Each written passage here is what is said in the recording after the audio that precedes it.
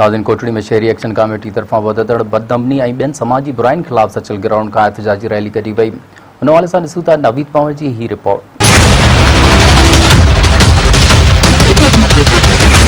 टिन हफ़्तनि में चेन में जो आहे शुरू थियूं आहिनि। पुलिस जो आहे न तमाशाई जो रोल अदा करे रही आहे। पुलिस जी सरपरस्ती में जेके अदा हली रहिया आहिनि घटि में घटि उन ते नज़रसानी कई वञे।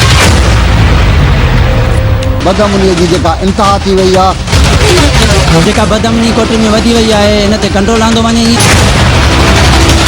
असांजा नौजवान ख़ुदकशी ते मजबूर थी चुका आहिनि। जी नाज़रीन, सिविल सोसाइटी पारां कोटड़ी ऐं साइड कोटड़ी में वधंदड़ बदअमनी, चोरी फुरू जी वारदात में इज़ाफ़े खां पोइ सचल ग्राउंड कोटड़ी खां district press club Jamshoro road Kotri ताईं एहतजाजी रैली कढी।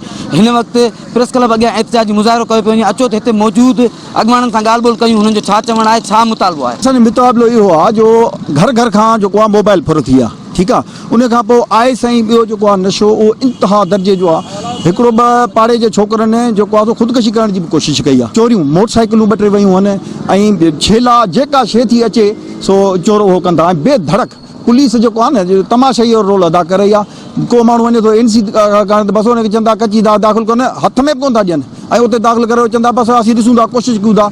हींअर खां 27-28 आहिनि टिन हफ़्तनि में चेन में जेको आहे सो पूरियूं थियूं आहिनि। असांजो मुतालबो इहो आहे त SHO कोटड़ीअ खे तब्दील कयो। असांजा फ़क़ति ॿ मुतालबा आहिनि त कोटड़ी खे मुनशात खां पाक करियो ऐं कोटड़ी जे रहवासियुनि खे चोरनि, मोबाइल फोरुनि ऐं धाड़ियुनि खां तहफ़ुज़ ॾियो। इहे ॿ असां ॿियनि शयुनि खे निकिता आहियूं त उमेदु आहे त इंतिज़ामिया तारुक वठंदी। असां मुतालबो था कयूं SSP जामशोरो खां, DIG हैदराबाद खां, IG सिंध खां ऐं कोर कमांडर रेंजर्स खां त फिलफोर इन शइ जो नोटिस वरितो वञे शहर जो अमन बहाल कयो। कोटड़ी में गुज़िरियल ॾींहंनि खां ईअं चइजे त गुज़िरियल महीननि खां मंशियात फ़रोशी ऐं चोरियूं फुरूं, लुटूं, मोबाइल फोरूं आम थी वियूं आहिनि। असां इंतिज़ामिया खां गुज़ारिश था कयूं त हे जेका बदअमनी कोटड़ी में वधी वई आहे, इन ते कंट्रोल आंदो वञे। IG साहब खां मुतालबो आहे त महिरबानी करे फौरी नोटिस वरितो वञे ऐं अवाम मां बेचैनी ख़तमु कई वञे। जो विक्टिम थियल आहियां, छो जो मुंहिंजो मोबाइल अॼु खां 10-15 ॾींहं पहिरीं तालका हॉस्पिटल वठी मूंखां मोबाइल फुर थियो। पुलिस जी सरपरस्ती में सभु कुझु थिए पियो। ही इंतिज़ामिया सिर्फ़ु और सिर्फ़ु चूतिया ठाहिण लाइ असांखे हिते विहारियो वियो आहे ऐं बेवकूफ़ ठाहिण लाइ विहारियो वियो आहे, ॿियो कुझु बि न आहे। असांजा मुतालबा इहे आहिनि त जेको आहे सो न असांजो माल न मिल्कियत का शइ बि असांजी जेका आहे सो महफ़ूज़ न आहे।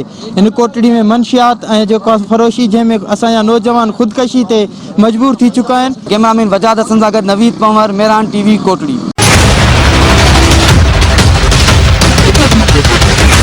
टिन हफ़्तनि में चेन में जेको आहे सो पूरियूं थियूं आहिनि। पुलिस जेको आहे न तमाशाई जो रोल अदा करे रही आहे। पुलिस जी सरपरस्ती में जेके अदा हली रहिया आहिनि घटि में घटि उन ते नज़रसानी कई वञे।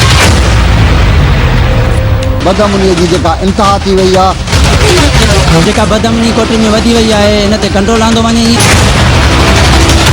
असांजा नौजवान ख़ुदकशी ते मजबूर थी चुका आहिनि।